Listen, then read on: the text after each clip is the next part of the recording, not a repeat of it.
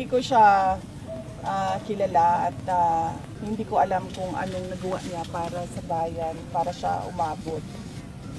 At hindi ko nagawa kung ano yung hindi ko alam kung ano yung nagawa niya para sa legal circles and legal community and judicial system para siya maupo ng Department of Justice Secretary.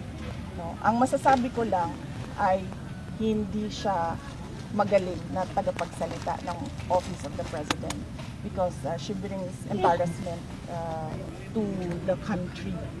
Kasi ang tagapagsalita ng isang Pangulo, pinakikinggan niya ng global community, ng international community. At pag nakikita ng mga kapitbahay natin, yung mga malalayong lugar na ganito magsalita, ang tagapagsalita ng Office of the President, nagdadala yun ng kahihiyan sa bayan.